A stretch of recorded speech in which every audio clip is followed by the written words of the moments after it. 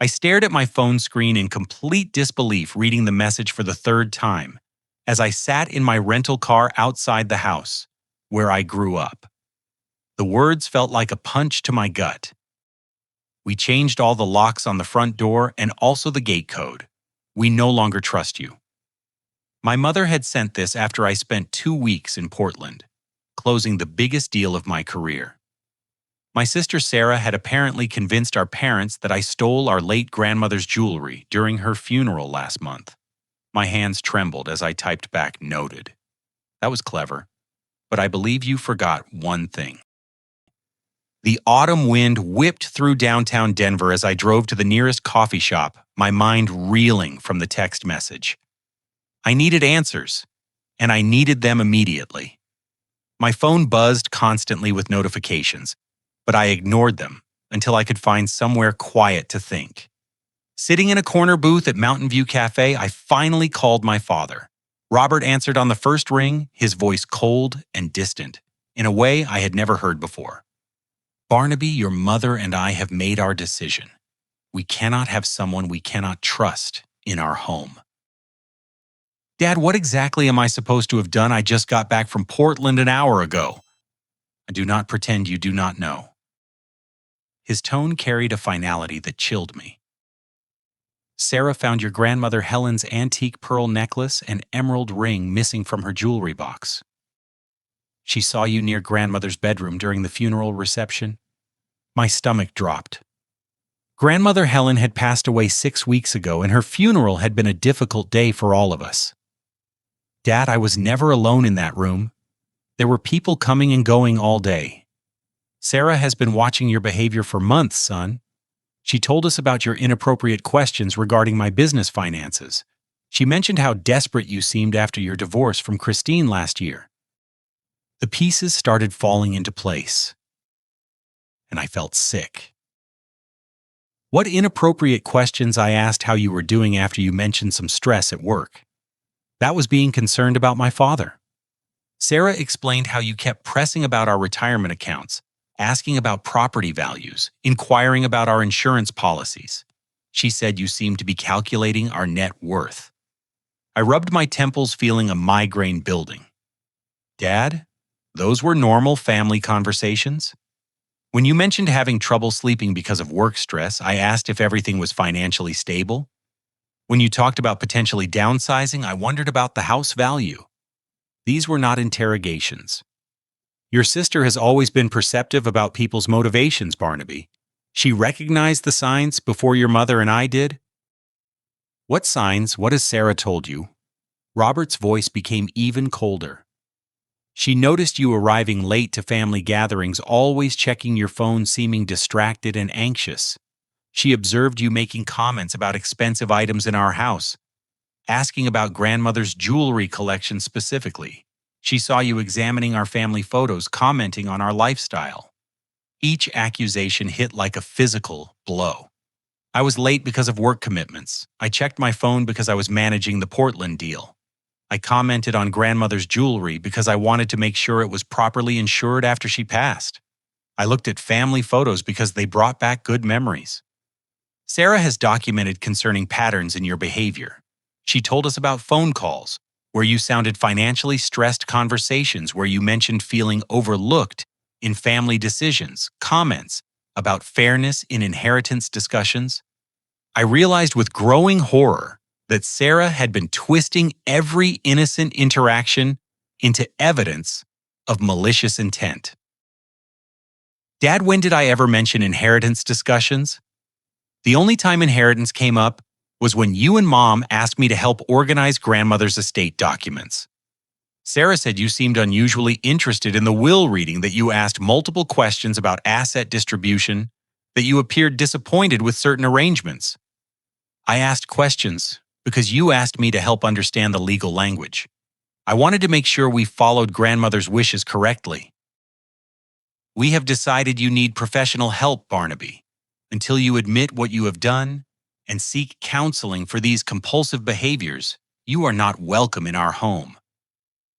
The line went dead, leaving me staring at my phone in a busy coffee shop, feeling like my entire world had collapsed. Other customers chatted around me completely unaware that my family had just disintegrated based on lies. But then I remembered something my father had forgotten in his anger. 6 months ago, after a break-in attempt in our neighborhood, he had installed a comprehensive security camera system throughout the house. He had been so proud of the technology, showing me every angle and explaining how the motion sensors worked. The cameras recorded everything 24 hours a day, storing footage on a cloud-based system. If Sarah claimed she saw me alone in grandmother's bedroom, those cameras would prove whether or not that was true.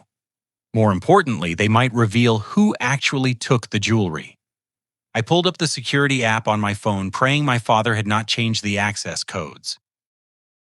He had given me the login information months ago in case of emergencies, and knowing my father's habits with passwords, he likely used the same combination he always did his and Mom's wedding anniversary. The app opened successfully. I had access to months of footage from every room in the house. My hands shook as I navigated to the date of grandmother's funeral, ready to prove my innocence and discover who had really stolen from our family. The coffee shop hummed with afternoon activity as I hunched over my laptop, methodically reviewing security footage from the day of grandmother's funeral. My heart pounded as I located the cameras covering grandmother's bedroom and the main hallway leading to it. I fast-forwarded through hours of footage, watching family members and friends moving through the house after the service. There I was, clearly visible, entering grandmother's room with my cousin Derek and Uncle Tommy, never alone, always accompanied by other family members. We had been reminiscing about childhood visits, looking at our old photo albums together. The footage completely contradicted Sarah's claim. I was never alone in that room, not even for 30 seconds. Every time I entered, other people were present. Every time I left, I was with the same group. But something nagged at me about Sarah's detailed knowledge of my supposed suspicious behavior over recent months. I decided to expand my investigation, reviewing footage from the past year to understand what had really been happening in our family home. What I discovered made my blood run cold. Sarah had been systematically stealing from our parents for over a year. The cameras captured everything in stark detail. I watched her carefully removing $20 bills from Mom's purse while our parents slept. I saw her forging signatures on checks from their joint account, practicing Dad's handwriting at the kitchen table. I witnessed her loading Dad's expensive golf clubs into her car, then later claiming they had been stolen from the garage. The pattern was methodical and calculated.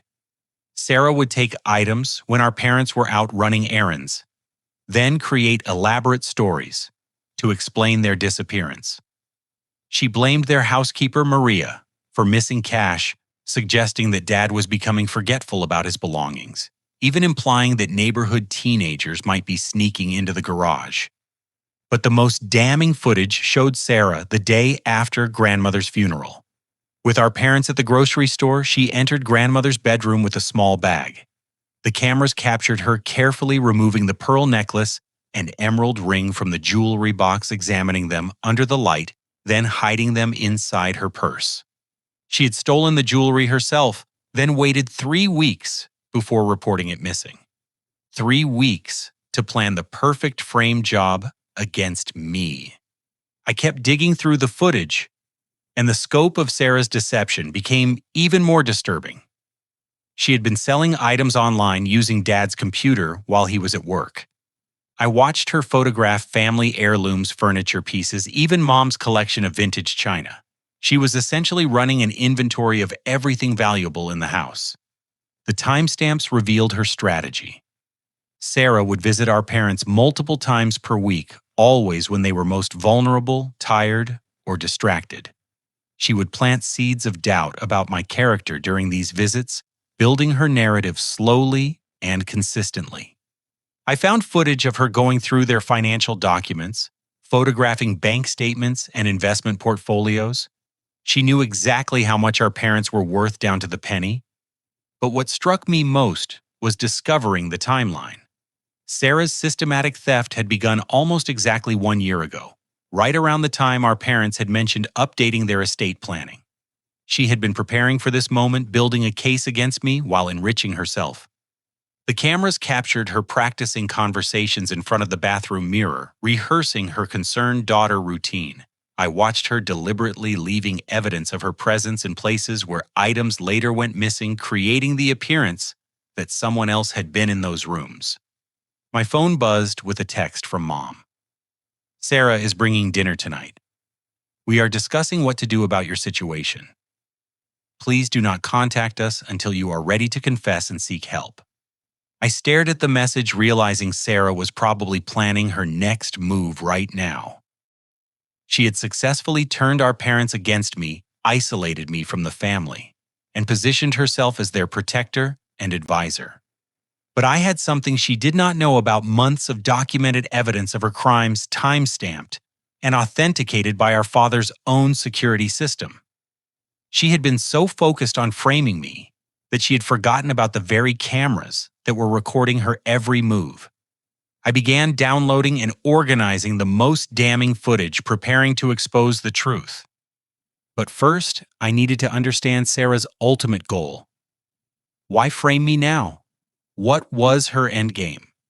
The answer came when I reviewed more recent footage showing Sarah on her laptop researching topics like elder financial abuse, power of attorney procedures, and protecting elderly parents from financial predators.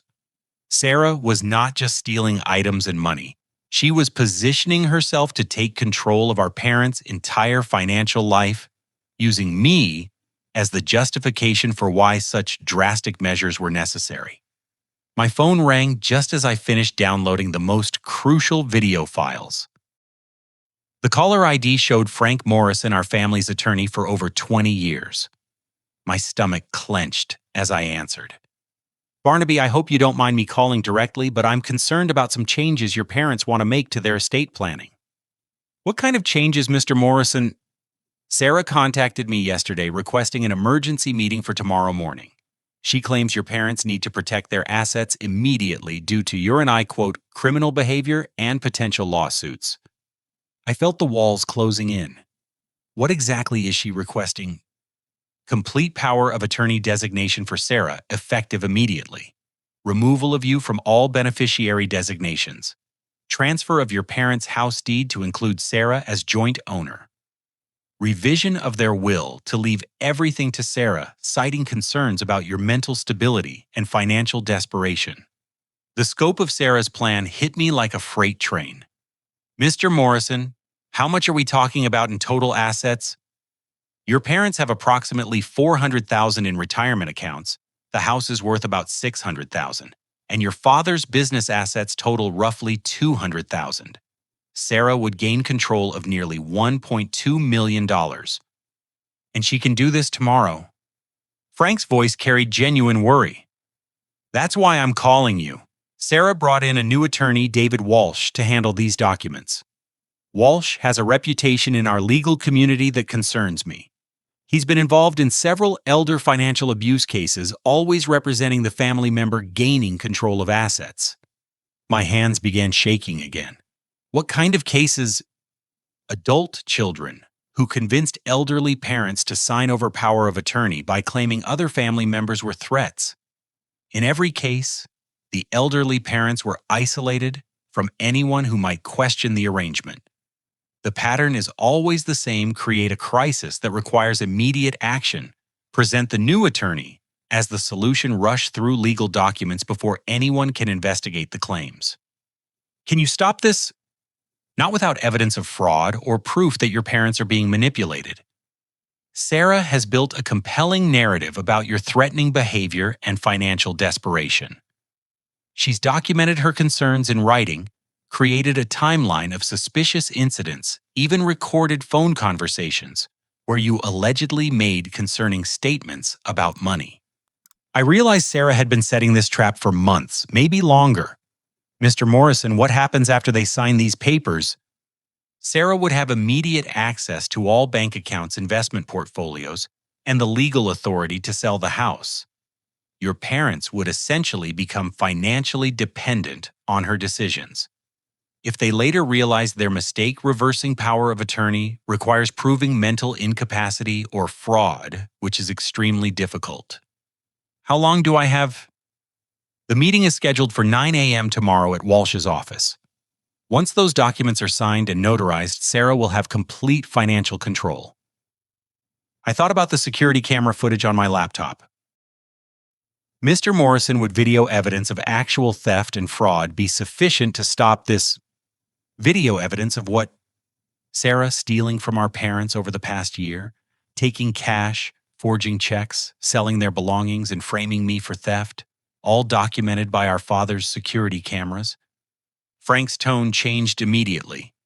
If you have authenticated footage of criminal activity, that would absolutely stop these proceedings. But Barnaby, you need to understand that accusing Sarah of this level of deception is serious. You'll need to be absolutely certain of your evidence. I have timestamps, clear video showing her face documented patterns of theft over months. She took grandmother's jewelry herself, then blamed me 3 weeks later. Then we need to meet tonight.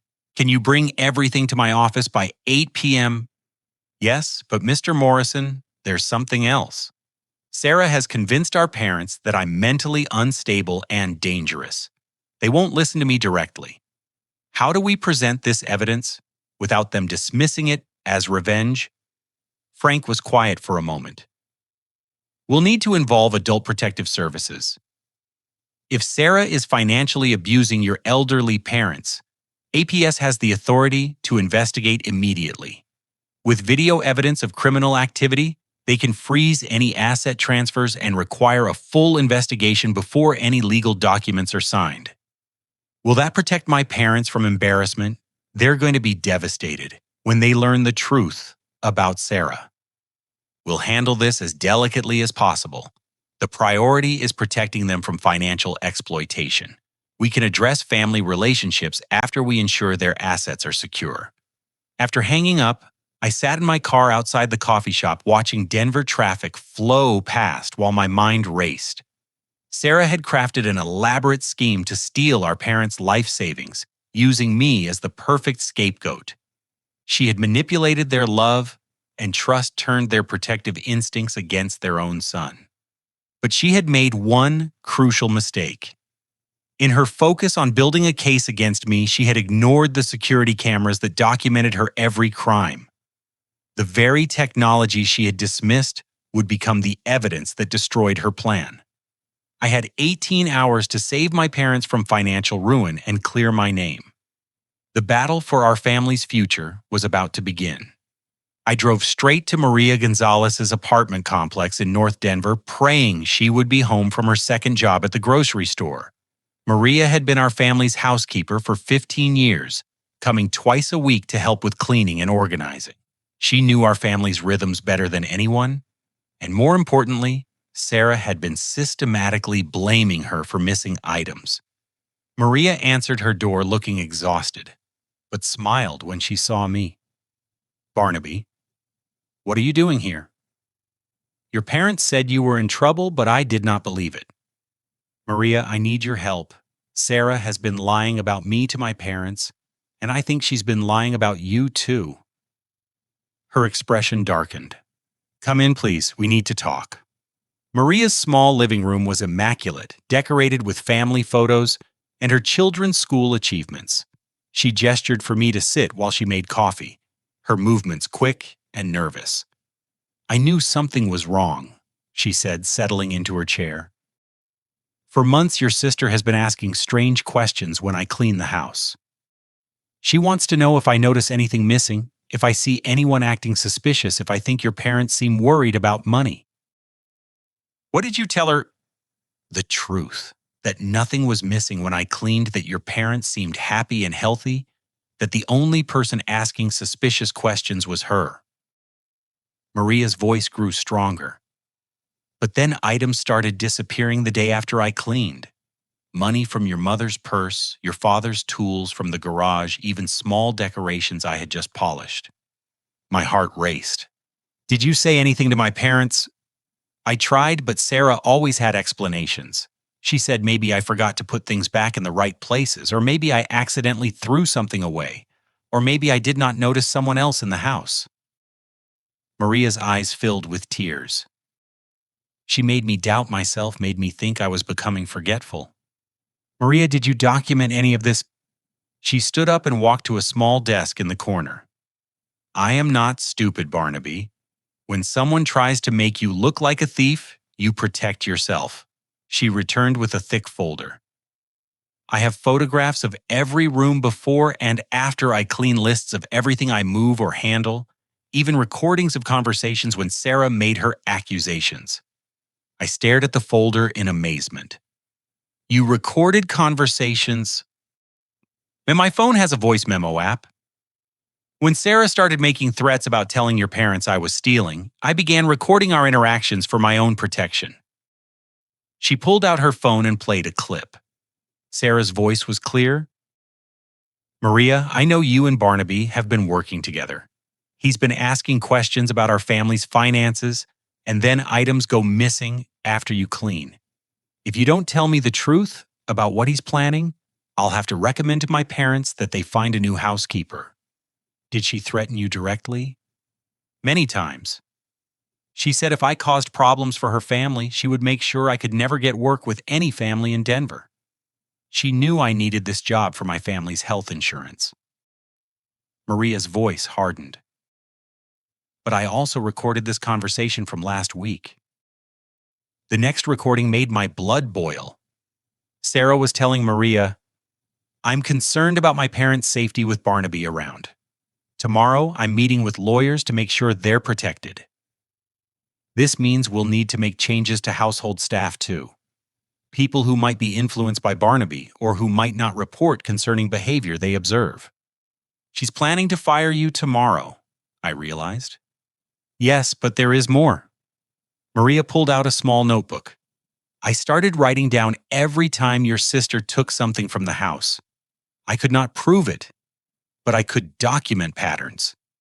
She showed me detailed entries. October 3rd, Sarah arrives at 2 p.m. Parents leave for grocery shopping at 2:30. Sarah in father's office for 20 minutes. Checkbook moved from desk to kitchen counter. October 10th. Sarah visits during lunch, stays in living room with mother. Evening, mother cannot find $40 from purse. Sarah suggests maybe Maria made mistake with grocery money.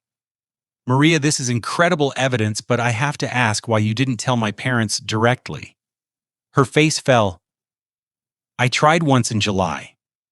I told your mother I was concerned about some missing items and suggested maybe cameras in common areas for security. Sarah overheard and became very angry. She told your parents that I was making accusations to cover my own mistakes, that I was trying to create suspicion to hide my poor work. Your parents believed her. What happened then? Sarah had a private conversation with your mother about giving me a second chance but keeping close watch on my work. She made it seem like she was being generous by not recommending my immediate termination. Maria's voice grew bitter. She positioned herself as my protector while making me look guilty. I realized Sarah had used the same manipulation tactics on Maria that she later used on my parents about me. Create suspicion, offer protection, position herself as the reasonable voice of caution. Maria, I need you to know that I have video evidence proving Sarah has been stealing from my parents for over a year. She took grandmother's jewelry and blamed me. Tomorrow she's trying to get legal control of all their money. Maria's eyes widened.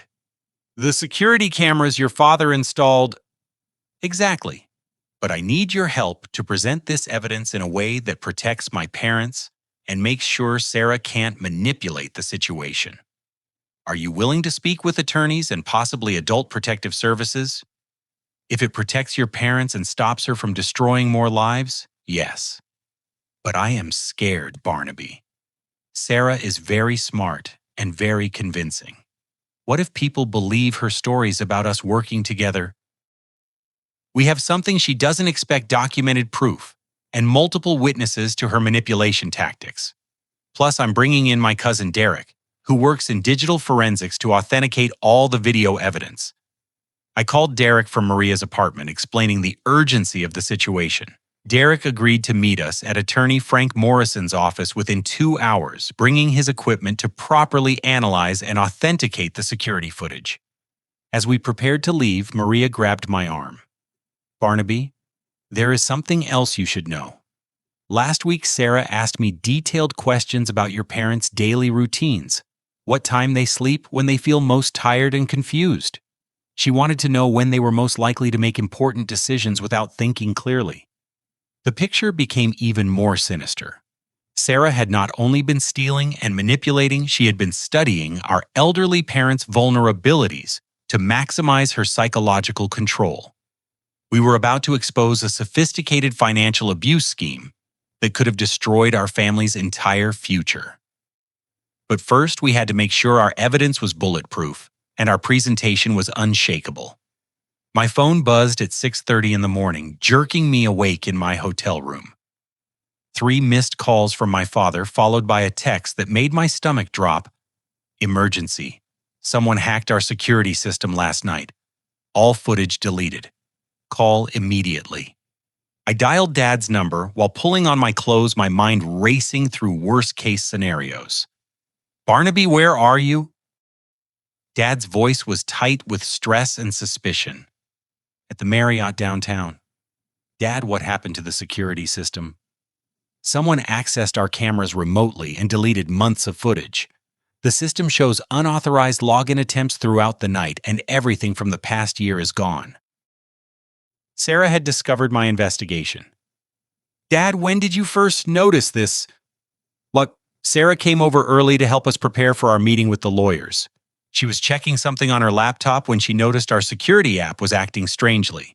She discovered that someone had been accessing our cameras illegally. I felt the trap closing around me. And Sarah thinks I did this? Who else would know our system passwords? Who else has been acting desperate enough to invade our privacy and destroy evidence?" Dad's voice carried a mixture of hurt and anger. "Sarah is with us now, and she's absolutely devastated. She said this proves you're willing to commit actual crimes to cover up your theft." Dad listened to me very carefully. "I can prove Sarah has been stealing from you for over a year. I have backup copies of all the security footage showing her taking money, forging checks, and stealing grandmother's jewelry. She deleted the original footage because it proves she's been lying about everything. How convenient that you suddenly have backup copies after the original evidence disappears. Sarah warned us you might try something like this." My heart sank. Sarah had anticipated this move and already framed my evidence as fabricated revenge. "Dad, I'm meeting with Attorney Morrison and Adult Protective Services this morning. Please don't sign any legal documents until you hear what we have to present." "We're not meeting at Morrison's office anymore. Sarah arranged for everything to be handled at the police station for our safety. Detective Williams will oversee the proceedings to make sure you can't threaten or manipulate us." The police station. Sarah had escalated this to law enforcement, making me look like a genuine threat to my elderly parents. "Dad, what time is this meeting?" 9 a.m. Sarah thinks you might try to disrupt the process, so there will be officers present to maintain order." After Dad hung up, I immediately called Frank Morrison and Derek, explaining the new developments. Frank's voice was grim when he responded. "She's good, Barnaby. By moving the meeting to the police station and deleting the original footage, Sarah has positioned you as the aggressor and herself as the victim. Any evidence you present will look like manufactured revenge." "But Derek can prove the footage is authentic, right?" Derek's voice came through the speakerphone. "I can prove the video files weren't manufactured or edited, but I can't prove they came from your parents' security system if the original files are gone. Sarah has created reasonable doubt about the source of our evidence." My phone buzzed with a call from an unknown number. "Hello?" "Mr. Barnaby, this is Detective Williams with Denver Police. I understand there's a family dispute involving allegations of theft and computer crimes. Your parents have requested police supervision of their legal proceedings this morning due to concerns about your behavior." "Detective, I have evidence that my sister has been financially abusing my parents for over a year. She's manipulated them into believing I'm the threat while she's stolen thousands of dollars from them. Sir, I need you to understand that accessing someone's security cameras without permission is a crime regardless of your motivations. Your parents are elderly and feel threatened by your actions. We're going to ensure their safety while they handle their legal affairs. Can I present evidence of actual theft and fraud? You'll have an opportunity to speak, but this meeting is primarily about your parents' right to manage their legal affairs without harassment. If you have evidence of crimes, you can file a report through proper channels. I realized Sarah had orchestrated this perfectly. The police would see an elderly couple protecting themselves from their troubled son, not victims of financial abuse seeking help. Any evidence I presented would look like desperate lies from someone caught committing cyber crimes. But Frank Morrison had one more card to play. Barnaby, I contacted Janet Collins from Adult Protective Services last night. Even with the police involvement, APS has independent authority to investigate financial elder abuse. Janet will be at the meeting as well. Will she listen to our evidence? APS investigators are trained to recognize manipulation tactics and financial abuse patterns. Janet has 20 years of experience with these cases. She'll evaluate the evidence objectively, regardless of the setting or who else is present. Derek added, I've completed my analysis of the video files. Even without the originals, I can prove these recordings are authentic and unedited. The metadata shows consistent timestamps and camera angles that match the house layout. This isn't manufactured evidence. We had 3 hours to prepare for the most important meeting of my life. Sarah had spent months building her narrative, but we had documentation of her actual crimes. The battle would be fought in front of police officers, lawyers, and social services investigators with my parents' financial future hanging in the balance. Maria called as I was leaving the hotel. Barnaby, I am ready to tell the truth about everything no matter what happens to my job. Your parents deserve to know what their daughter has really been doing. The pieces were in place. Sarah's manipulation had put us on the defensive, but the truth had a power that even her sophisticated lies couldn't overcome. In 2 hours, my family's future would be decided by evidence, testimony, and the courage to speak truth in the face of elaborate deception.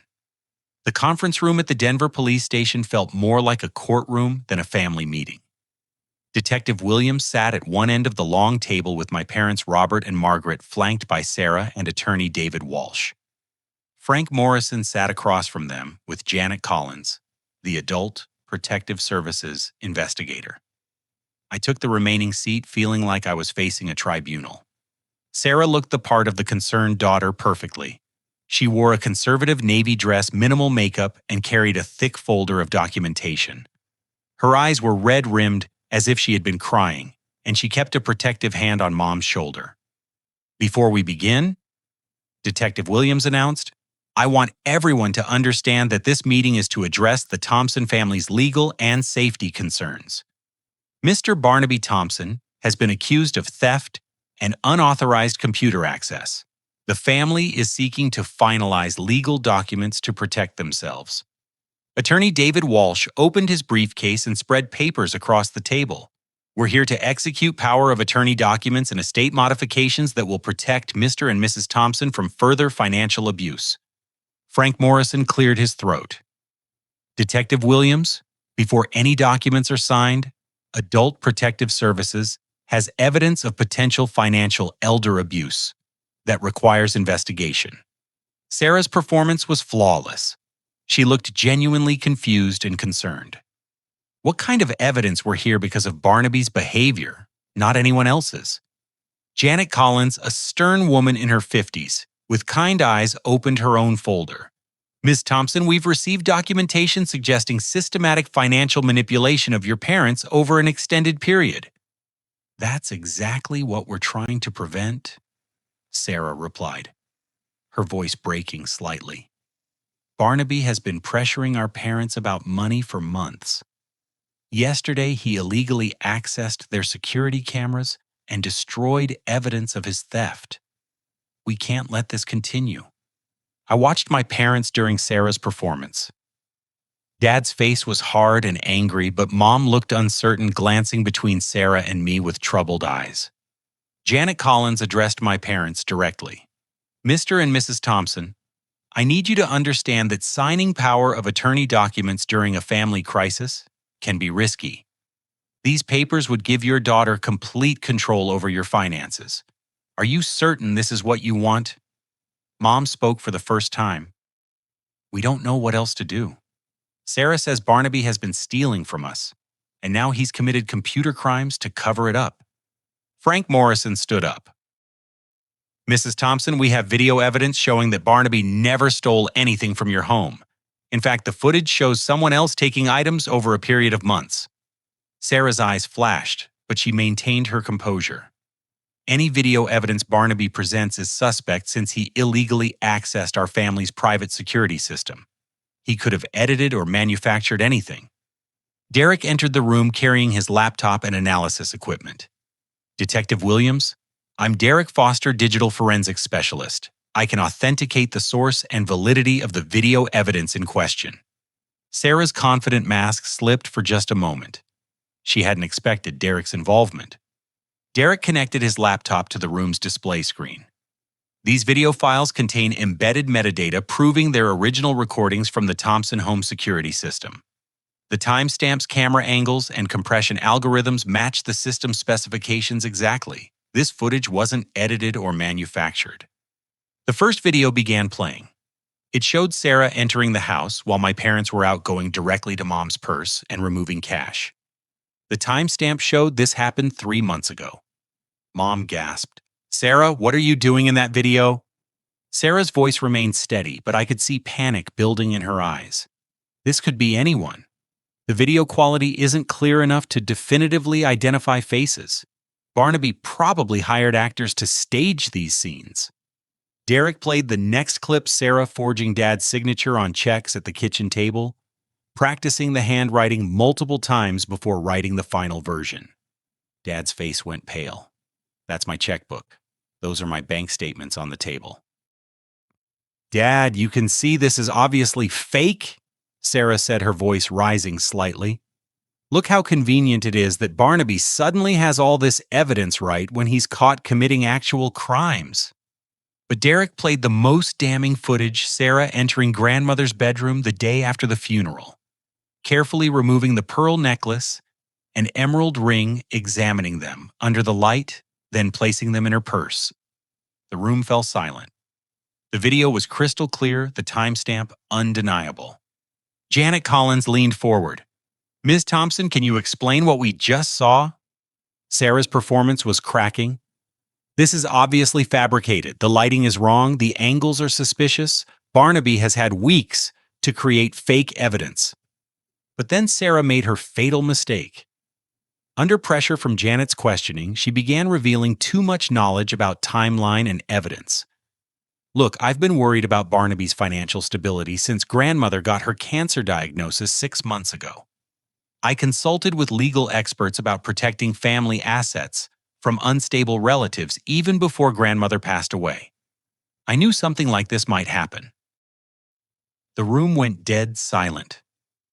Janet Collins' eyes sharpened immediately. Ms. Thompson, you said you've been worried about your brother's behavior since your grandmother's cancer diagnosis. That was 6 months ago, correct? Wow. Well, yes, when someone is facing potential inheritance, you have to be realistic about... Sarah trailed off, realizing her mistake. Well, so you were consulting with legal experts about removing your brother from inheritance considerations before your grandmother even passed away? Sarah's face flushed red. I meant hypothetically if someone were to develop financial problems. Ms. Thompson, you just admitted to planning your brother's removal from family inheritance while your grandmother was still alive and fighting cancer. That suggests premeditation rather than reaction to his behavior? Detective Williams looked up sharply. Ma'am, are you saying you were making legal arrangements regarding family assets before any theft allegedly occurred? The carefully constructed narrative was collapsing. Sarah's voice became defensive. You're twisting my words. I was just being prepared for potential problems. Maria Gonzalez was escorted into the room by another officer. She carried her folder of documentation and recordings. Mrs. Gonzalez has been the Thompson family housekeeper for 15 years, Frank Morrison explained. She has documentation of the theft patterns and recorded conversations with Ms. Thompson. Maria's voice was steady and clear. Sarah Thompson has been threatening me for months, saying I was working with Barnaby to steal from the family. She blamed me for missing items that I saw her take herself. She recorded our conversations to use against me if I caused problems. Sarah jumped up from her chair. This is ridiculous. You're all working together to frame me. Barnaby organized this whole conspiracy because he's desperate for money after his divorce. But her emotional outburst only made her look more guilty. Janet Collins had seen this pattern many times before. Ms. Thompson financial elder abuse often involves the abuser positioning themselves as the protector while systematically isolating the victims from other family members. Your behavior fits that pattern exactly. Derek played the audio recordings Maria had made, including Sarah's threats and her detailed questions about our parents' daily routines and vulnerable moments. My parents sat in stunned silence watching their daughter's carefully crafted lies unravel in real time. The evidence was overwhelming and undeniable. Detective Williams addressed Sarah directly. Ma'am, based on the evidence presented, I'm placing you under arrest for elder financial abuse, theft, and fraud. You have the right to remain silent. As the handcuffs clicked around Sarah's wrists, she made one final attempt at manipulation. Mom, Dad, please don't let them do this to me. Barnaby has turned everyone against your own daughter. But my parents were staring at the video evidence still playing on the screen, watching Sarah steal from their home month after month while playing the role of their concerned protector. The truth had finally emerged, and justice was about to be served. The weeks following Sarah's arrest brought a whirlwind of legal proceedings and family healing that transformed our lives in ways I never expected. The police investigation revealed that Sarah had stolen over $80,000 from our parents through various schemes, forged checks, sold belongings, unauthorized credit card purchases, and cash theft over the past year. Detective Williams explained that Sarah's case would likely result in felony charges for elder financial abuse, identity theft, and fraud. The sophisticated nature of her manipulation tactics and the substantial amount stolen made this a serious criminal matter. Attorney David Walsh, who Sarah had brought in to handle the power of attorney documents, was reported to the Colorado State Bar Association for his potential involvement in elder abuse. Frank Morrison discovered that Walsh had been involved in several similar cases where adult children gained financial control over elderly parents under suspicious circumstances. The most satisfying moment came when Adult Protective Services investigator Janet Collins presented her official findings. Sarah had demonstrated classic financial abuse patterns: isolation of the victims from supportive family members, creation of false crises, requiring immediate legal action, positioning herself as the sole protector, and systematic theft combined with blame deflection onto others. But the real healing began when my parents asked me to come home for dinner 3 days after Sarah's arrest. I found them waiting in the living room, looking smaller and more fragile than I remembered, but with determination in their eyes. Son, we owe you the biggest apology of our lives," Dad said, his voice thick with emotion. "We let Sarah manipulate us into betraying our own child." Mom was crying quietly. "We changed the locks on our own son. We believed lies about the person who has always been there for us. How do we make this right?" I sat down across from them, feeling the weight of months of pain and betrayal, but also overwhelming relief that the truth had finally emerged. We start by understanding how this happened so we can prevent it from happening again. What followed were the most honest conversations our family had ever had. My parents explained how Sarah had gradually built her case against me over many months, always presenting herself as reluctantly sharing concerns about my behavior. She had been so consistent and detailed in her stories that they felt they had no choice but to believe their daughter's documented observations. She made us feel like we were protecting ourselves by protecting her, Mom realized. Every time we questioned her stories, She had more evidence, more examples, more reasons to be worried about you. Frank Morrison helped us understand the legal aspects of what had happened.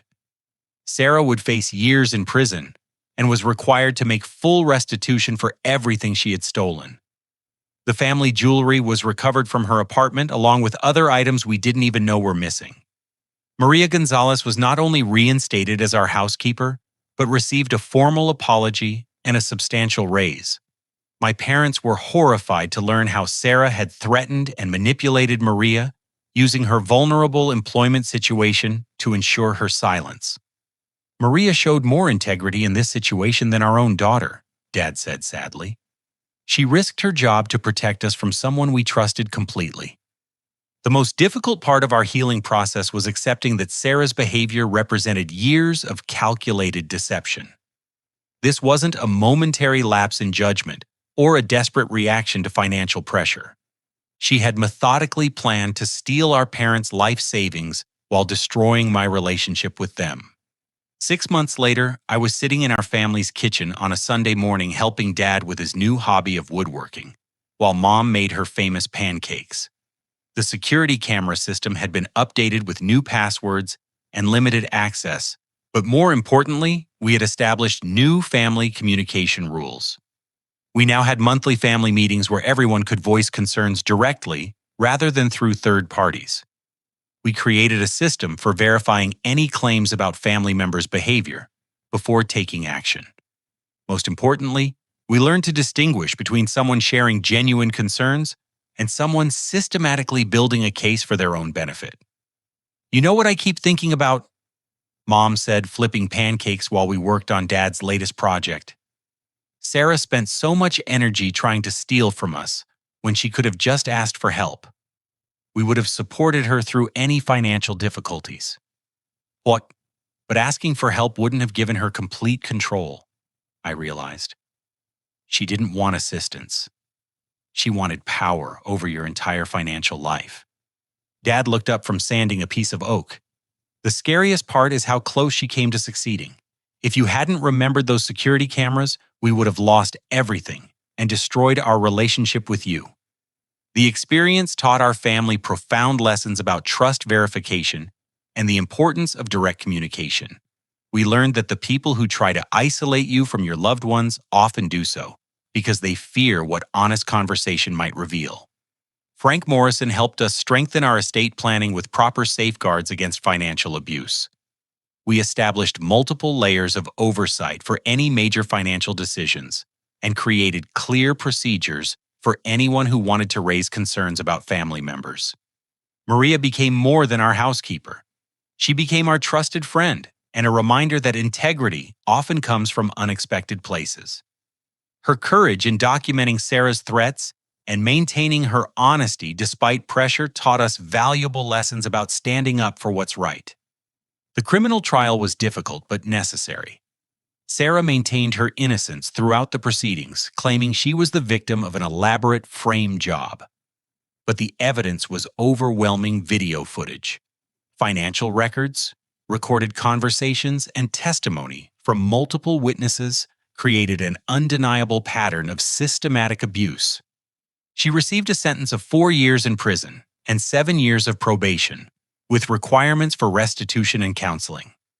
The judge noted that financial elder abuse represents one of the most serious violations of family trust and causes lasting emotional damage beyond the monetary losses.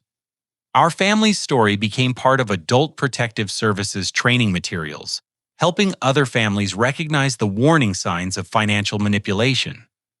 Janet Collins told us that our case demonstrated how sophisticated financial abuse could be and how important it was to verify claims before taking drastic legal action. As I reflect on this experience 12 months later, I realize that betrayal by a family member creates a unique kind of pain that takes time to heal. But our family emerged stronger because we learned to value truth over comfortable lies, evidence over emotional manipulation, and direct communication over secondhand stories. The locks on our family home have been changed back to include me, but more importantly, the locks on our hearts have been opened to honest conversation and mutual respect. We learned that true family bonds are built on trust that can be verified, not blind faith that can be exploited. We discovered that when someone tries to convince you that another family member is a threat, the real question to ask is why that person feels the need to control the narrative rather than encouraging direct communication. The strongest families are those who can face difficult truths together and emerge more united through shared honesty. Now I want to hear from you about this story's message regarding family trust and communication. Have you ever experienced a situation where someone tried to turn family members against each other? How do you think families can protect themselves from manipulation while still maintaining open and loving relationships?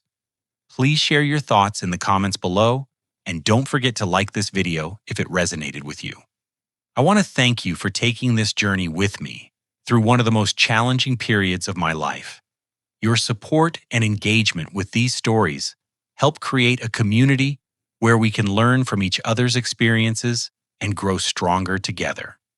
Remember to subscribe to stay connected with more stories about overcoming family challenges and finding strength in truth.